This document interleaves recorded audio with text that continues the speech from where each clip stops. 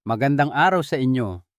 Ako po si Dr. Miguel Santos, isang doktor na ang aking puso at dedikasyon ay nakatuon sa pag-aalaga ng ating mga minamahal na nakatatanda. Marami sa aking mga pasyente ang naniniwala na ang itlog ang pinakamahusay na pagkukunan ng protina. Pero paano kung sabihin ko sa inyo na may isang pagkain na 5 beses ang dami ng protina kumpara sa itlog at halos walang senior citizen na kumakain nito? Parang hindi ka panipaniwala, di ba? Ngunit kung kayo ay higit sa 40 anyos na at nararamdaman ninyong nanghihina na ang inyong mga binti, medyo bumabagal na ang inyong mga hakbang, o mas mabilis nang nauubos ang inyong lakas, maaaring ito na ang paliwanag. Alam nyo, pagsapit natin ng edad 60, may isang bagay na unti-unting nangyayari sa ating katawan. Bawat taon nawawalan tayo ng halos 1 hanggang 2% ng ating kalamnan. Hindi lang ito tungkol sa pagiging fit. Ito ay tungkol sa pananatiling matatag sa iyong mga paa sa pag-akyat sa hagdanan nang walang hirap sa pagtayo mula sa sopa nang hindi gumigewang. Ito ay tungkol sa pagpapanatili ng ating kalayaan. At ang gasolina na kailangan ng ating mga kalamnan para manatiling malakas ay protina, ngunit hindi lang basta-bastang protina. Ang uri na madaling ma-absorb ng inyong katawan, lalo na habang tumatanda. Ang uri na hindi lang pumupuno sa iyong tiyan, kundi talagang tumutulong sa iyong bumuo ng lakas mula sa loob. Ngayon, para sa karamihan ng mga tao, kapag narinig ang salitang protina, malamang na itlog agad ang pumapasok sa isip. At oo, disente naman ang itlog. Mayroon itong 13 gramo ng protina sa bawat 100 gramo. Pero paano kung sabihin ko sa inyo na may isang buong listahan ng mga pagkain na malayong-malayo ang lamang sa itlog? Pinag-uusapan natin dito ang 20-30 at kahit 60 gramo ng protina sa bawat 100 gramo. At hindi ito mga kakaibang pulbos o mamahaling suplemento. Ito ay mga totoong pagkain, mga pang-araw-araw na sangkap. Ang ilan ay narinig nyo na ang iba ay maaaring ikagulat ninyo. Ngunit lahat sila ay may isang pagkakatulad, siksik sa protina at napakaangkop para sa mga senior. Ang mga pagkaing mas mataas sa protina kaysa sa itlog. Bago tayo magsimula, kung napapansin ninyong nanghihina ang inyong mga binti, kamakailan, mag-iwan lang po ng numerong 1 sa mga komento. Kung malakas pa rin ang inyong pakiramdam, i-type ang 0. Walang dapat ikahiya, totoong usapan lang ito. Magsimula tayo sa isang pagkaing mayaman sa protina na maaaring nasa inyong kusina na. 1. Greek yogurt. Alam ko ang iniisip ninyo. Yogurt talaga. Ngunit pakinggan nyo muna ako. Hindi ito yung karaniwang matamis na yogurt na may prutas sa ilalim. Ang tinutukoy natin ay ang makapal, medyo maasim at siksik sa protina na Greek yogurt, isang lihim na sandata para sa mga tumatandang kalamnan. Ang bawat 100 gramo ng plain, non-fat na Greek yogurt ay naglalaman ng humigit kumulang 70 gramo ng protina. Mas marami pa iyan sa isang nilagang itlog, ngunit ang tunay na nagpap-espesyal dito para sa mga taong higit sa 60 ay ang uri ng protina na taglay nito, casein. Ang casein ay mabagal matunaw. Ibig sabihin, kapag kumain kayo nito sa gabi, unti-unti itong naglalabas ng mga amino acid habang kayo ay natutulog na nagbibigay sa inyong mga kalamnan ng tuloy-tuloy na supply ng pampalakas sa buong gabi. Isipin nyo ito bilang suportang pang-overnight para sa inyong mga binti na tumutulong sa mga itong mag-repair at manatiling malakas habang kayo ay nagpapahinga. May isa pa itong bonus.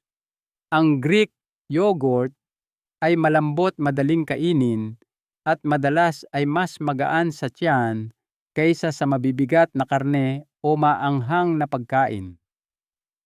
At dahil non-fat ito, makukuha ninyo ang lahat ng kabutihang pampalakas ng kalamnan nang hindi nadadagdagan ng sobrang calories o kolesterol, isang bagay na kailangang bantayan ng marami sa atin. Isa pa, napakadali nitong ihanda.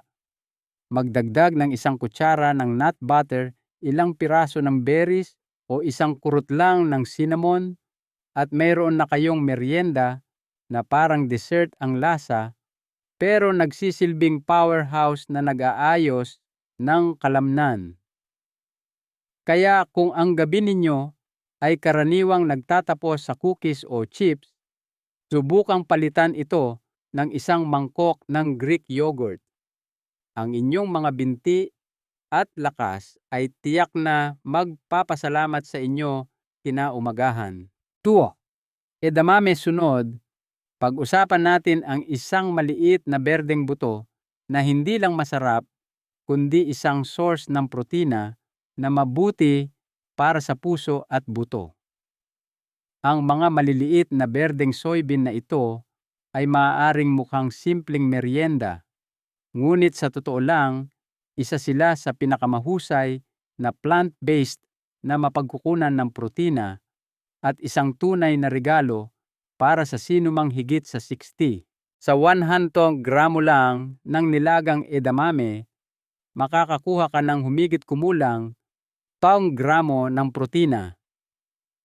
Mas marami pa yan sa isang itlog. At kasama nito ang fiber, bitamina at makapangyarihang mga plant compound. Ngunit ang tunay na nagpapakinang sa edamame ay kung gaano ito kabait at kahusay. Hindi tulad ng ibang mga karne na maaaring maging matigas para sa iyong panunaw, lalo na sa pagtanda. Ang edamame ay nag-aalok ng isang uri ng protina na mas madaling ma-absorb ng katawan. Kaya hindi ka lang kumakain ng protina, ginagamit mo talaga ito. At heto pa ang mas maganda, mayaman ang edamame sa isoflavones, mga natural na compound na matatagpuan sa soy na napatunayang sumusuporta sa densidad ng buto at kalusugan ng puso. Malaking bagay yan dahil habang tayo ay tumatanda, ang lakas ng buto at kalusugan ng puso ay madalas na nagsisimulang bumaba. Kaya sa bawat kagat, hindi mo lang tinutulungan ang iyong mga kalamnan, sinusuportahan mo ang buong sistema na nagpapanatili sa iyong tuwid at nakakagalaw. Dagdag pa, ang edamame ay napakadaling ihanda. Isang mabilis na steam, isang kurot ng sea salt, at meron ka ng merienda na malutong, nakakabusog at may tunay na ginagawa para sa iyong katawan. Mahusay din itong alternatibo sa karne para sa sinumang gustong magbawas ng saturated fats. Kung ihahalo mo man ito sa salad, i-blend para gawing dip o kainin diretso mula sa mangkok, ang edamame ay isang madaling panalo. 3. Delatang tuna. Ngayon, kung mas gusto ninyo ang isang bagay na may kaunting kagat at may shelf life na angkop para sa mga senior, hintayin ninyo ang susunod. Isang paborito sa pantry na madalas napapabayaan, ang delatang tuna. Ang abang staple na ito ay hindi lang maginhawa. Isa itong seryosong heavyweight sa protina na may humigit kumulang 25 gramo ng protina sa bawat 100 gramo. Halos doble yan ng makukuha mo sa itlog. At ang pinakamagandang bahagi, handa na itong kainin. Para sa mga matatanda, maraming kahon ang chinetsek ng dilatang tuna. Malambot ito at madaling nguyain, matagal itago nang hindi nangangailangan ng ref at segundo lang ang kailangan para ihanda.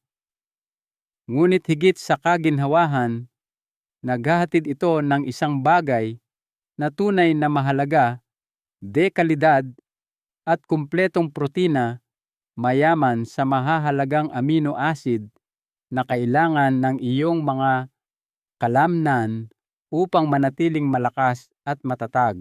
Pero hindi lang ito tungkol sa protina.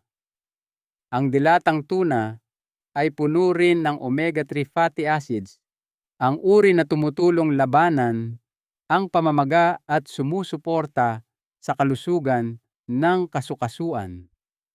Mahalaga yan kapag sinusubukan mong manatiling mobil at aktibo. Ipinakita sa mga pag-aaral na ang omega-3 ay maaaring makatulong pa na maiwasan ang pagkawala ng kalamnan na may kaugnayan sa edad, na ginagawang double win ang tuna para sa iyong lakas at mahabang buhay. At kung nag-aalala kayo tungkol sa mercury, ang light tuna, lalo na ang skipjack, ay karaniwang may mas mababang antas at itinuturing na ligtas para sa regular na pagkonsumo. Balansehin lang ang mga bahagi. Isang tuna salad, sa whole grain na tinapay 1 kutsara sa ibabaw ng mga berdeng gulay, o kahit diretso mula sa lata na may piga ng lemon. Paano mo man ito nais kainin, ang dilatang tuna ay isang simple at senior-friendly na paraan upang mapanatiling malakas ang iyong mga kalamnan at masaya ang iyong puso. 4. Cottage cheese. Ngunit baka naghahanap ka ng isang bagay na may mas creamy na texture. Isang bagay na malambot, nakakaginhawa at kasing siksik sa protina. Tingnan natin kung ano ang maaaring pinaka-underrated na pagkain mula sa gatas para sa kalusugan ng kalamnan. Maaaring naaalala ninyo ito mula sa diet craze noong dekada 70, ngunit huwag hayaang lokohin kayo ng retro vibe nito.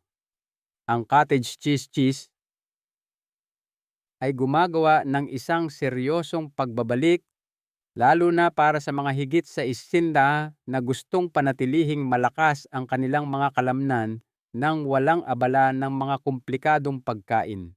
Sa bawat handa, 100 gramo, ang low-fat cottage cheese ay naghahatid ng humigit kumulang 20 gramo ng protina. Halos doble yan ng makukuha mo sa itlog.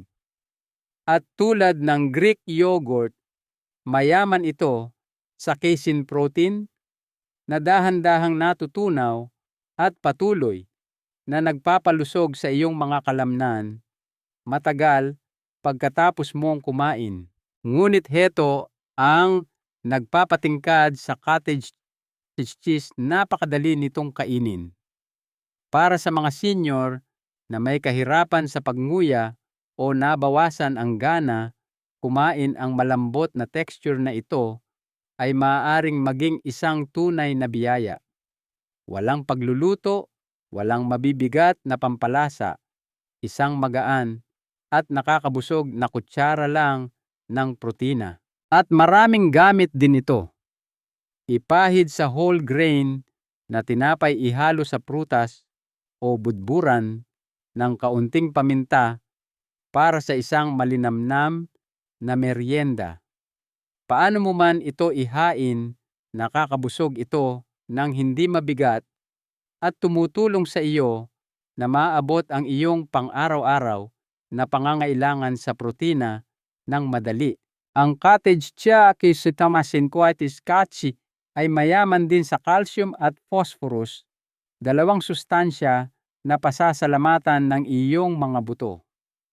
Dahil aminin na natin, ang malalakas na binti ay nangangailangan ng malalakas na buto para suportahan sila. Kaya bawat kagat ay may dobleng tungkulin. Kung matagal ka nang hindi nakakakain ng cottage cheese, marahil oras na para bigyan ito ng isa pang pagkakataon. Baka magulat ka kung gaano ito kabagay sa iyong routine at kung gaano kasarap sa pakiramdam ng iyong katawan pagkatapos. 5. Tempe. Kung hindi mo pa ito nasubukan, hindi ka nag-iisa. Ngunit ang fermented soybean product na ito ay maaaring maging isang bagong paborito sa iyong kusina, lalo na kung naghahanap ka ng plant-based na protina na talagang naghahatid ng resulta. Ang tempe ay naglalaman ng humigit kumulang 20 gramo ng protina sa bawat 100 gramo. Mas mataas yan kaysa sa itlog. At hindi tulad ng maraming plant-based na protina, ito ay isang kumpletong protina. Ibig sabihin, meron itong lahat ng 9 na mahahalagang amino acid na kailangan ng iyong katawan upang mapanatili ang mas ng kalamnan at ayusin ang tissue. Ngunit may higit pa.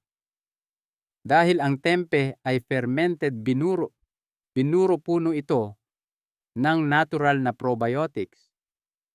Ito ang mga mabuting bakterya na sumusuporta sa kalusugan ng iyong bituka. At ayon sa natutuklasan ng mga siyentipiko, ang isang malusog na bituka ay may malaking papel sa kung gaano kahusay nating naa-absorb ang mga sustansya kabilang ang protina. Kaya sa isang paraan, hindi lang nagbibigay ng protina ang tempe, tinutulungan din nito ang iyong katawan na gamitin ito ng mas mahusay.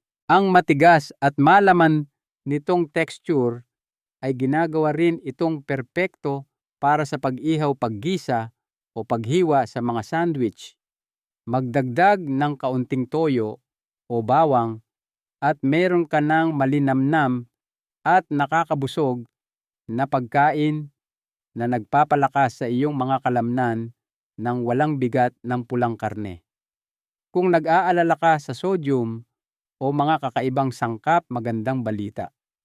Karamihan sa tempe ay gawa lamang sa soybeans at isang natural na culture. Walang kakaibang additives, totoong pagkain lang na may tunay na ginagawa.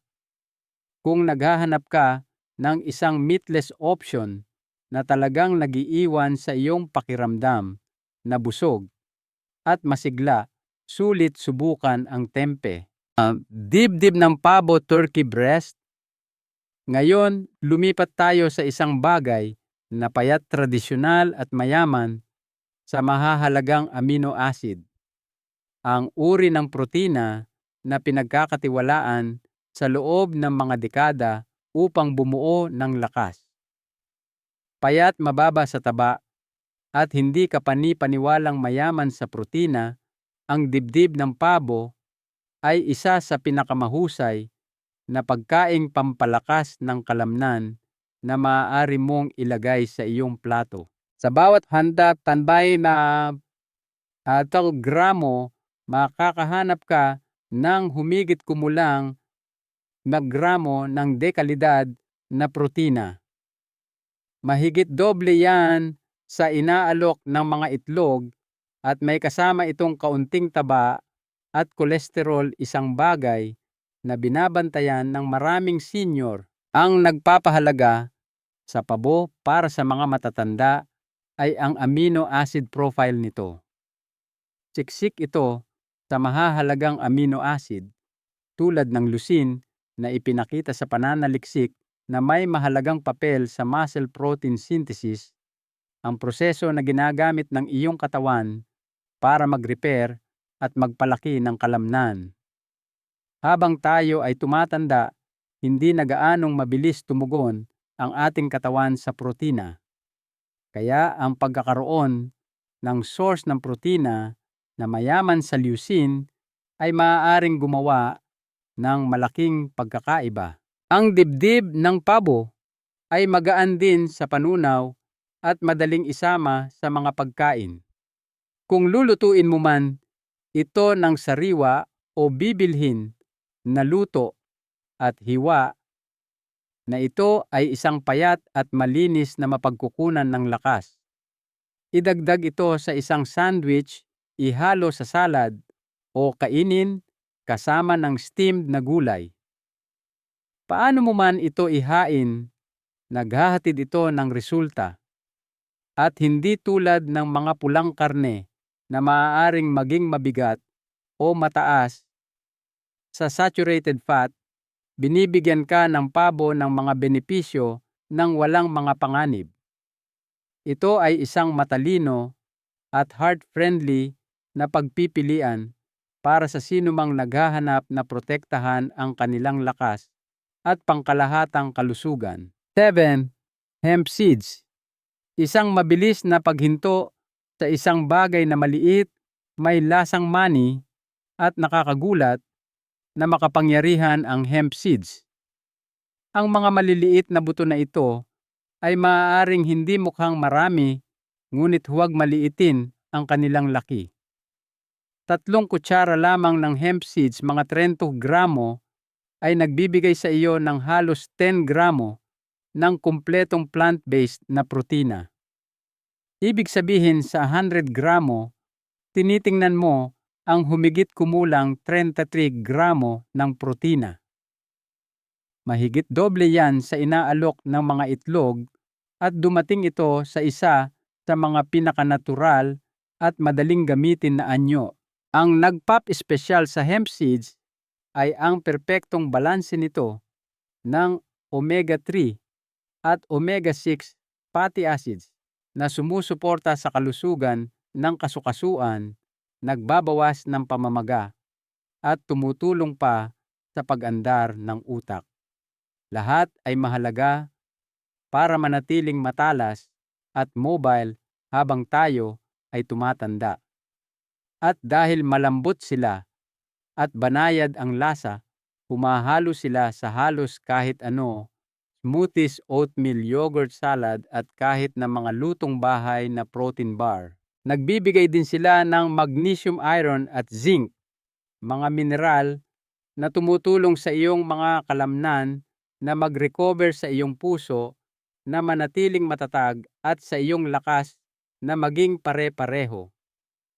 At hindi tulad ng ilang mga plant protein, ang hemp seeds ay magaan sa panunaw na ginagawa silang isang mahusay na pagpipilian para sa mga sensitibong tiyan. Kung ikaw ay isang taong hindi gusto ang lasa ng karne o gatas, ngunit gusto pa rin ng tunay na suporta sa protina, ang hemp seeds ay maaaring ang pinakamadaling lugar upang magsimula. 8. Pinatuyong spirulina. Kung handa ka na para sa isang bagay na mas puro isang tunay na superfood na siksik sa protina at sustansya sa isang maliit na berdeng pakete, pag-usapan natin ang pinatuyong spirulina. Sa unang tingin, maaaring hindi ito mukhang marami. Ito ay isang madilim na berdeng pulbos na gawa sa blue-green algae, ngunit huwag hayaang lokohin ka ng simpleng anyo nito. Ang sarap spirulina ay isa sa mga pagkaing may pinakamakapal na protina sa planeta na may nakakagulat na 27 gramo ng protina sa bawat 100 gramo. Tama ang basa ninyo, mahigit 4 na beses ang dami kaysa sa itlog. Ngunit ang spirulina ay hindi lamang tungkol sa mga numero. Ang protina na nilalaman nito ay highly digestible at kumpleto. Ibig sabihin, binibigyan nito ang iyong katawan ng lahat ng amino acid na kailangan nito upang suportahan ang pag-aayos at paglaki ng kalamnan kahit na tayo ay tumatanda. Ang tunay na nagpapispesyal sa spirulina gayunpaman ay ang mga bonus na sustansya na dala nito. Mayaman ito sa iron B vitamins, antioxidants, at anti-inflammatory compounds. Tumutulong ang mga ito na labanan ang pagkapagod, suportahan ang iyong immune system, at bawasan pa ang pananakit ng kalamnan. Lahat ay mahalaga para manatiling aktibo at malaya sa iyong 60s at higit pa. Hindi mo kailangan ng marami. Isang maliit na kutsarita lang na hinalo sa isang smoothie o hinalo sa yogurt ay maaaring magbigay sa iyong katawan ng puro at malinis na lakas mula sa halaman. At dahil ito ay shelf-stable, madaling itago, at hindi nangangailangan ng pagluluto perpekto ang spirulina para sa sinumang naghahanap na palakasin ang kanilang protina nang hindi nagdaragdag ng oras sa kusina. Siyempre, ang lasa nito ay maaaring kailanganing masanay. Medyo earthy, medyo parang damo, ngunit sa tamang halo ng prutas o nut butter ito ay humahalo ng maganda. 9. Parmesan cheese. Sunod, isang bagay na matagal nang binuro, umalasa, at nakakagulat na mataas sa protina bawat kagat. Ang kesong ito ay hindi lamang isang pampalasa sa pasta. Ito ay isa sa mga pinakasiksik sa protina na keso na mahahanap mo na nag-aalok ng humigit kumulang 10 gramo ng protina sa bawat 100 gramo. Halos 3 beses na mas marami kaysa sa itlog. At ito ay nasa anyo na masarap, nakakabusog, at madaling isama sa iyong mga pagkain. Dahil ang parmesan ay matagal nang binuro at matigas, natural na mas mababa ito sa lactose na ginagawang mas madali para sa maraming matatanda na tunawin. At habang ang keso ay hindi laging nakakakuha ng magandang reputasyon, ang parmesan ay namumukod tangi hindi lamang para sa protina nito, kundi pati na rin sa nilalaman nitong calcium. Isang kurot lang ay maaaring suportahan ang parehong kalusugan ng kalamnan at buto ng sabay-sabay. Ang pinakamagandang bahagi, hindi mo kailangan ng marami para makita ang mga benepisyo. Ilang kudkod sa ibabaw ng steamed na gulay, scrambled eggs, o isang mangkok ng sopas ay maaaring gawing isang simpleng ulam na mayaman sa lasa at nakakagulat na sumusuporta sa iyong lakas. At hindi tulad ng mas malambot na keso na maaaring mataas sa taba at sodium. Ang matinding lasa ng parmesan ay nangangahulugang kaunti lang ay sapat na. Isang kutsara o 2 lamang ay nagdaragdag ng sipa ng protina nang hindi sumusobra sa calories o asin. 10-10-10. Seitan. At narito na ang kampeon sa protina na nangunguna sa lahat, ang seitan. Kung hindi mo pa ito narinig, ang seitan ay gawa sa wheat gluten at naglalaman ito ng nakakagulat na 60 gramo ng protina sa bawat 100 gramo. Oo, tama ang basa ninyo, halos 5 beses na mas marami kaysa sa itlog.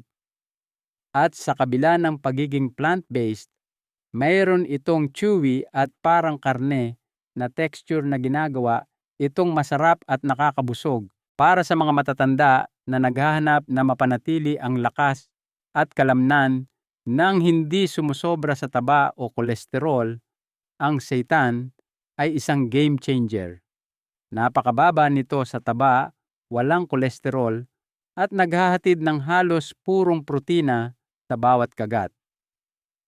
ginagawa itong perpekto para sa pagsuporta sa lakas ng binti, antas ng enerhiya at pang-araw-araw na pagkilos lahat ng may kaunting abala. Isa sa mga pinakamahusay na katangian ng Satan ay kung gaano ito ka-versatile. Maaari mo itong hiwain sa mga stir-fry iihaw na parang steak o kahit na himayin para sa mga taco o sandwich. Sinasipsip nito ang mga lasa ng maganda, ibig sabihin maaari mo itong timplahan kung paano mo gusto. Bawang, herbs, toyo, kahit ano. Ngayon, kung meron kang gluten sensitivity o celiac disease, hindi para sa iyo ang Satan. Ngunit kung kaya mo naman ang gluten, ito ay isang kamangha-manghang opsyon na idagdag sa iyong lingguhang rotasyon. At dahil ito ay plant-based, mas magaan ito sa iyong digestive system kaysa sa maraming mabibigat na karne. Ang mga protina mula sa halaman para sa arthritis. Ang arthritis ay tahimik na nagnanakaw ng kakayahang kumilos, ginhawa at kalayaan mula sa milyon-milyong matatanda. Ang sakit, pamamaga at paninigas ay nagpapahirap sa pang-araw-araw na gawain na umuubos ng lakas at saya. Habang marami ang umaasa sa mga gamot para sa lunas, iilan lamang ang nakakaalam na ang tunay na paggaling ay maaaring magsimula sa kanilang plato. Ang mga protina mula sa halaman ay nag-aalok ng natural na paraan upang labanan ang arthritis mula sa loob. Hindi tulad ng mga protina ng hayop na maaaring magpalala ng pamamaga, ang mga protina ng halaman ay tumutulong sa pag-aayos ng mga connective tissue, pagpapatahimik sa mga nagpapaalab na tugon at pagpapalakas ng immune system. Naghahatid sila ng mga kritikal na sustansya nang walang mga nakatagong panganib ng mabibigat na taba o mga processed additives. Sa gabay na ito, tuklasin ang 5 sa pinakamahusay na protina mula sa halaman na hindi lamang nagpapaginhawa sa sakit ng kasukasuan, kundi sumusuporta rin sa mas malakas na buto, mas mahusay na paggalaw at mas masiglang buhay, lahat sa pamamagitan ng simple at masustansyang mga pagpipilian. 1. Chia seeds. Ang chia seeds ay maaaring maliit, ngunit naghahatid sila ng malalakas na benepisyo para sa mga senior na may arthritis. Siksik sa mahahalagang sustansya, isa sila sa pinakamayamang plant-based na mapagkukunan ng omega-3 fatty acids, partikular na ang alpha-linolenic acid ALA, na naiugnay sa pagbawas ng pamamaga at sakit sa kasukasuan. Ang mga senior na gustong protektahan ang kanilang mga kasukasuan at pagaanin ang pang-araw-araw na discomfort, ay makikitang ang chia seeds ay isang simple ngunit mahalagang karagdagan sa kanilang dieta. Sa isang onsa, mga 2 kutsara lang, nagbibigay ang chia seeds ng halos 10 gramo ng fiber na hindi lamang sumusuporta sa panunaw, kundi tumutulong din na mapanatili ang isang malusog na timbang, isang kritikal na salik para sa pagbabawas ng presyon sa masakit na balakang tuhod at bukong-bukong. Ang mas kaunting timbang ng katawan ay nangangahulugang mas kaunting diin sa mga kasukasuan na nagbibigay daan para sa mas madali at mas komportableng paggalaw.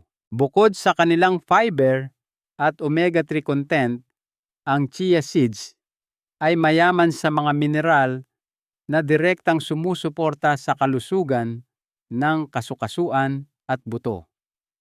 Ang calcium at magnesium, 2 mineral na na natural na matatagpuan sa chia seeds ay mahalaga para sa pagpapanatiling malakas ng mga buto at pag-iwas sa kahinaan na madalas kasama ng pagtanda at arthritis. Ang magnesium sa particular ay may mahalagang papel sa pag-relax ng kalamnan at pag-andar ng nerve na maaaring makatulong na pagaanin ang paninigas at discomfort. Ang pagdaragdag ng chia seeds sa iyong mga pagkain ay napakadali. Budburan lang ng 1 kutsara ng chia seeds ang iyong oatmeal o yogurt sa umaga. Salamat sa kanilang pambihirang kakayahang sumipsip ng likido, bumubuo rin ang chia seeds ng parang gel na texture na ginagawa silang perpekto para sa paggawa ng isang malusog na chia pudding. 2. Tokwa tofu. Ang tokwa na gawa sa soybeans ay isang tahimik na bayani sa mundo ng mga pagkaing angkop para sa arthritis. Mababa sa saturated fat ngunit mayaman sa kumpletong protina ng halaman, nag-aalok ang tokwa sa mga senior ng paraan upang bumuo ng lakas ng walang pamamaga na madalas sumusunod sa isang diyeta na mabigat sa pulang karne. Hindi tulad ng mga protina ng hayop na maaaring mag-promote ng pamamaga, ang tokwa ay naglalaman ng mga natural na compound na tinatawag na isoflavones na gumagana sa loob ng katawan upang pakalmahin ang mga nagpapaalab na tugon. Kinikilala ng Arthritis Foundation ang mga pagkaing soy tulad ng tokwa at edamame bilang mahusay na mapagkukunan ng plant-based na omega-3 fatty acids na tumutulong sa pamamahala ng sakit at pamamaga sa kasukasuan. Sa simpleng salita, naghahatid ang tokwa ng ilan sa mga parehong proteksyon na epekto na inaalok ng matatabang isda ngunit walang lasang isda o mabibigat na langis. May ebidensya rin na nagmumungkahi na maaaring makatulong ang tokwa sa osteoarthritis. Bukod sa mga kakayahan nitong labanan, ang pamamaga nagdadala ang tokwa ng iba pang mahalagang bentahe sa mga senyor na namamahala ng arthritis. Maraming brand ng tokwa ang pinatibay ng calcium. Ito ay mahalaga dahil madalas nakasama ng arthritis ang osteoporosis na ginagawang dobleng prioridad ang kalusugan ng buto. Bukod pa rito, ang malambot at makinis na texture ng tokwa ay banayad sa mga tumatandang ngipin at madaling tunawin. Ang isa pang mong dahilan kung bakit ang tokwa ay akma sa isang arthritis-friendly na pamumuhay ay ang hindi kapani-paniwalang versatility nito. Madaling sinisip-sip ng tokwa ang mga lasa ng mga pagkaing kasama nitong niluluto na nagbibigay daan dito na umangkop sa iba't ibang lutuin at personal na kagustuhan. Ang isang simpleng paraan ay hiwain ang matigas na tokwa sa mga cube at mabilis na isi-stir fry kasama ng mga makukulay na gulay para sa isang masustansya at madaling nguyain na pagkain. 3. Quinoa. Ang quinoa ay namumukod-tangi bilang isa sa mga pinakakumpleto at masustansyang pagkaing halaman na maaaring idagdag ng mga senior sa kanilang dieta. Bagamat mukha itong butil ang quinoa, ay talagang isang buto na mayaman sa dekalidad na protina na kinabibilangan ng lahat ng siyam na mahahalagang amino acid na kailangan ng katawan upang bumuo at mag-ayos ng mga tissue, kabilang ang mga pinong istruktura na nakapalibot sa mga kasukasuan. Kinumpirma ng siyentipikong pananaliksik na ang quinoa ay siksik sa mga flavonoid tulad ng quercetin at kaempferol, mga plant-based na antioxidant na kilala na tumutulong labanan ang pamamaga sa cellular level. Ang mga flavonoid na ito ay nagsisilbing tagaprotekta na sumasangga sa mga tissue ng kasukasuan mula sa pinsalang dulot ng talamak na pamamaga. Ang fiber content ng quinoa ay nagdudulot ng karagdagang benepisyo. Ang isang tasa ng lutong quinoa ay nagbibigay ng halos 5 gramo ng fiber na tumutulong sa pag-regulate ng panunaw at pagpapatatag ng mga antas ng asukal sa dugo na parehong mahalaga para sa pamamahala ng systemic na pamamaga. Bukod sa anti-inflammatory power nito, ang quinoa ay natural na gluten-free na ginagawa itong isang mahusay na alternatibo para sa mga senior na maaaring sensitibo sa gluten. Ang pagsasama ng quinoa sa mga pagkain ay diretso at kasiyasiya. Mabilis itong maluto, mga 15 minuto, at may magaan at parang mani na lasa na bumabagay sa iba't ibang pagkain. Maaari kang magluto ng isang kaldero ng quinoa at gamitin ito sa buong linggo sa iba't ibang paraan. Para sa isang masustansyang tanghalian o hapunan, ihalo ang lutong quinoa sa mga hiniwang gulay, olive oil, at isang piga ng lemon upang lumikha ng isang nakakapreskong salad. 4. Lentehas. Lentils. Nag-aalok ang lentehas ng higit pa sa nutrisyon. Nagdadala sila ng isang banayad at pare-parehong anyo ng pagpapagaling sa mga senior na namamahala ng arthritis. Hindi tulad ng ilang mga pagkain na maaaring maging mabigat o nakakapagod sa katawan, ang lentehas ay naghahatid ng matatag na suporta tahimik na nagpapatibay sa mga kasukasuan at kalamnan na nagpapanatili sa iyong paggalaw sa pang-araw-araw na takbo ng buhay.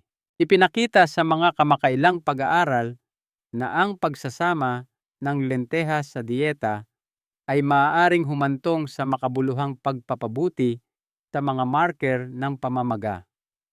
Natuklasan sa isang klinikal na pagsubok na inilathala sa Nutrients noong 2023 na ang mga individual na regular na kumakain ng lentehas ay nakaranas ng nasusukat na pagbawas sa mga nagpapaalab na tugon. Isa sa mga madalas na hindi napapansing lakas ng lentehas ay ang kanilang kakayahang magbigay ng pangmatagalang enerhiya nang hindi naglalagay ng pasanin sa sistema ng pagtunaw. Ang lentehas ay naluluto sa isang malambot at madaling tunawin na anyo na mabait sa tiyan habang nagbibigay pa rin ng matatag at nagpapanatiling enerhiya. Ang isa pang regalong inaalok ng lentehas ay ang kanilang natural na pagiging simple.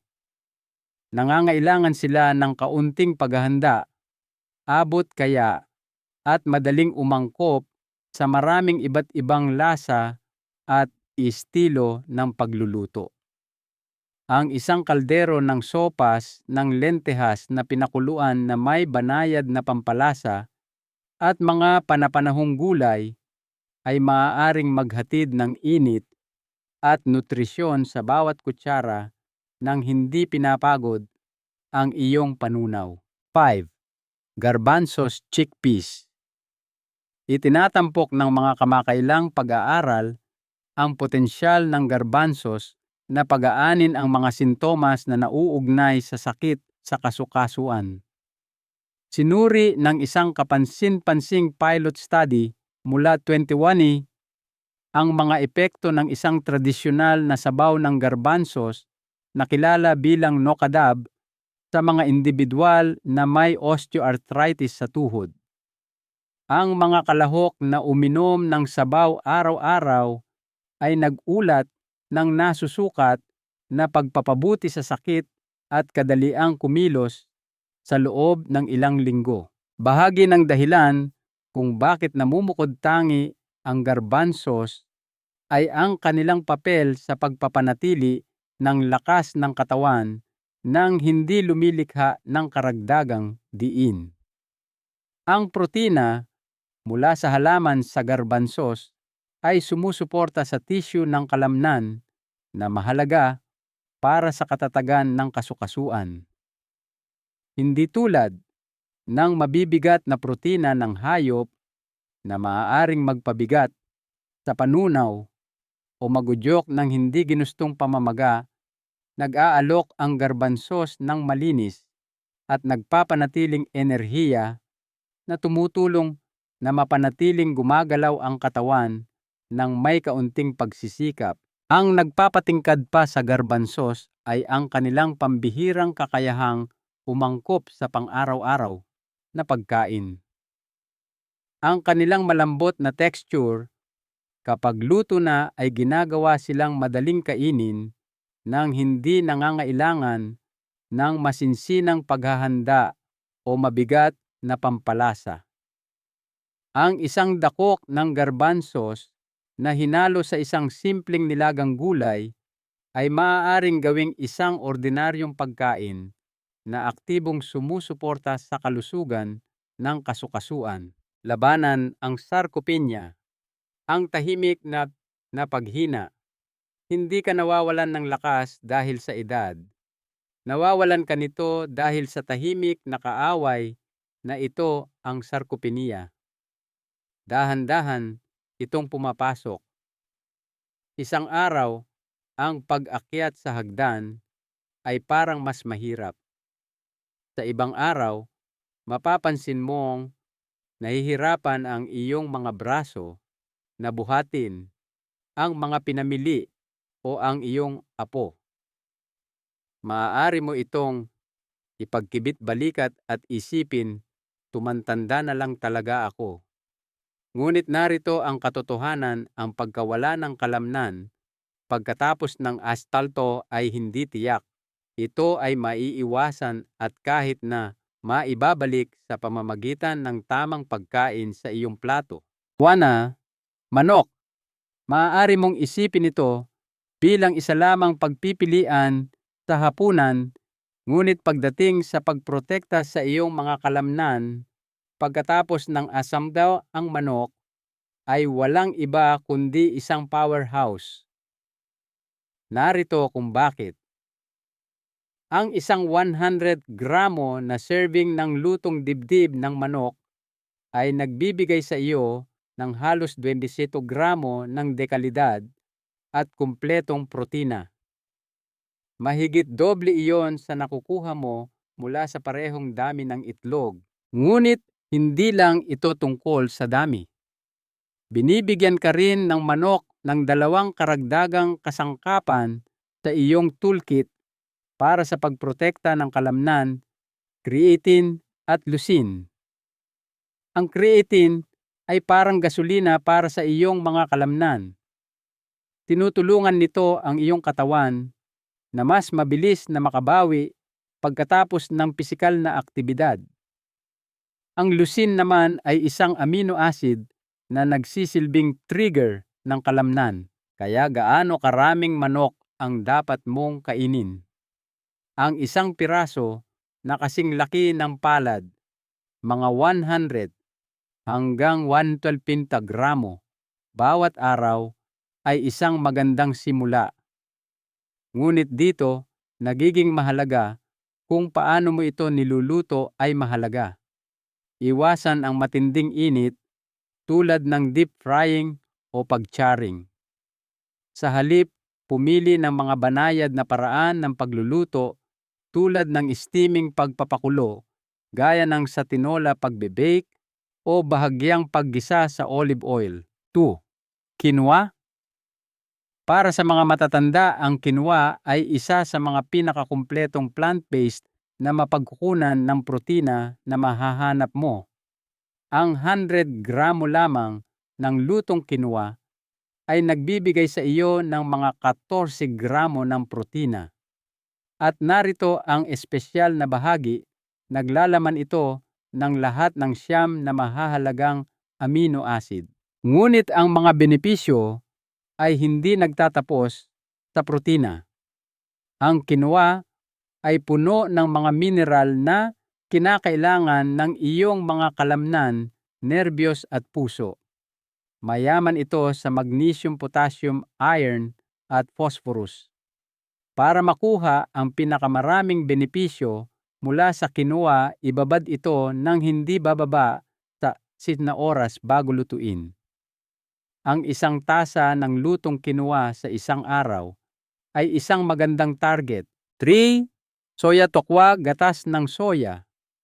Kung naghahanap ka ng isang simpleng pagkain na may dobleng tungkulin, pagbuo ng kalamnan at pagprotekta sa iyong mga buto, ang soya ang sagot.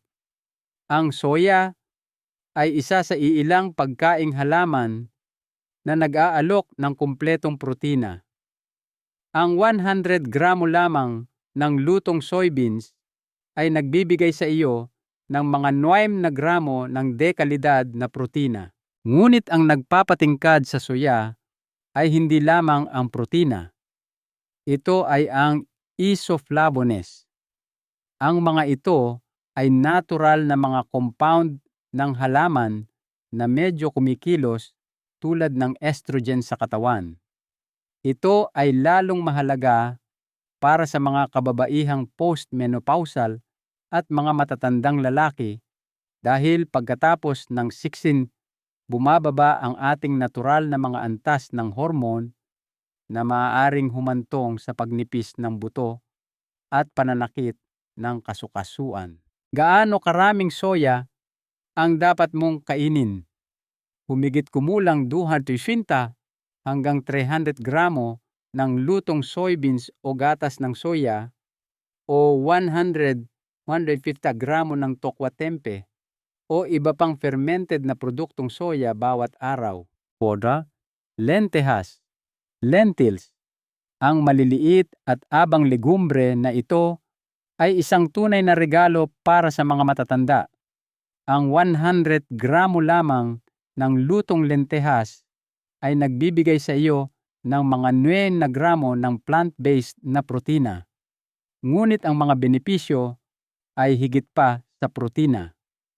Ang lentehas ay puno ng fiber na sumusuporta sa mas maayos na panunaw, tumutulong na i-regulate ang asukal sa dugo at pinapanatili ang iyong gana.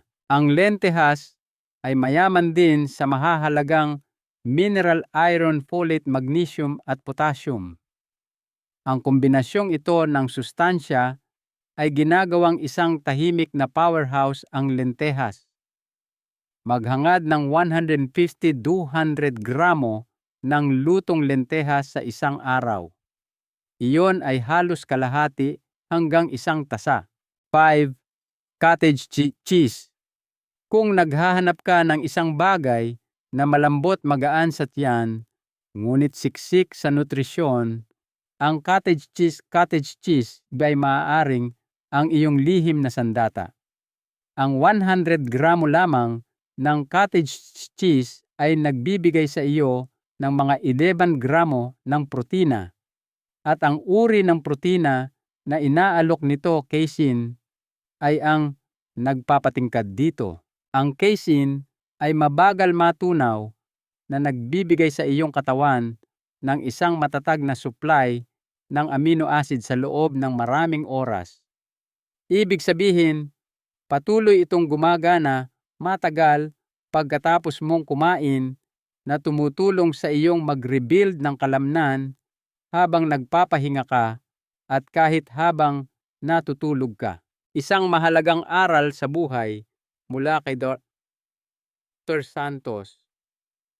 Ngayong nakita na natin ang lahat ng makapangyarihang pagkaing ito, oras na para pagsama-samahin ang lahat. Nakita ninyo ang pananatiling malakas pagkatapos ng edad 60 ay hindi nangangailangan ng mga komplikadong dieta. Nagsisimula ito mismo sa inyong kusina sa mga simpleng pagkaing pinipili ninyo araw-araw. Huwag ninyong isipin na kailangan ninyong kainin ang lahat ng ito ng sabay-sabay. Ang pagdaragdag lamang ng 1 o 2 sa mga ito sa inyong lingguhang routine ay maaaring gumawa ng tunay na pagkakaiba sa pakiramdam at paggana ng inyong katawan. 1 kutsara ng Greek yogurt sa gabi, 1 dakok ng edamame para sa merienda, 1 hiwa ng dibdib ng pabo sa inyong sandwich. Ang mga maliliit na pagbabagong ito ay naiipon. Narito ang aking iiwan na aral sa inyo: ang pagtanda ay hindi isang hatol ng panghihina. Ito ay isang pagkakataon upang maging mas matalino sa ating mga pagpili. Ang lakas na nawawala ay hindi tuluyang nawawala. Naghihintay lang ito na muling pakainin ng tamang panggatong. Mayroon kayong higit na kapangyarihan kaysa sa inaakala ninyo. At sa tamang gasolina, ang inyong mga binti ay kayang-kaya pa kayong dalhin sa mas marami pang yugto ng buhay. Alagaan ninyo ang inyong katawan at aalagaan din kayo nito pabalik. Nakatulong ba sa inyo ang artikulong ito? Nais kong marinig ang inyong mga kwento. Alin sa mga pagkaing ito ang kinakain nyo na alin ang una ninyong susubukan? Mag-iwan po ng komento sa ibaba. Ang inyong karanasan ay maaaring maging inspirasyon sa iba. At huwag pong kalimutang mag-subscribe sa channel para sa mas marami pang simple at makasiyensiyang payo upang tulungan kayong manatiling malakas, matatag at malaya sa bawat araw ng taon. At kung sa tingin ninyo ay makakatulong ito sa inyong mga kaibigan, kapatid o kapamilya, mangyaring ibahagi ninyo ito sa kanila.